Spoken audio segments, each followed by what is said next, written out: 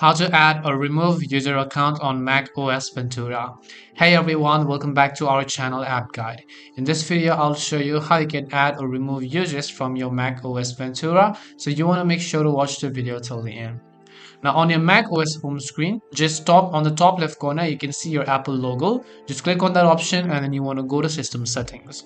Once you go to System Settings, here you want to navigate to the folder called Users and Groups. Now once you go to Users and Groups, you'll be able to see the existing users and groups. To add an account, you just need to click on the button that says Add an Account here. And as you do that, first of all, make sure to enter your password and then just click on the unlock button here.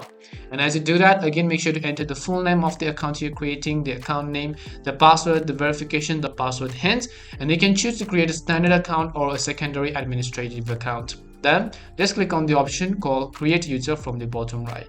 As you do that, you can allow this user to administrate this computer and then just turn on this toggle and then click on the Done button. And once you've done that, if you'd like to delete your account, then you can also go ahead and tap on the I button right next to that. And then here, choose the option called Delete Account as well.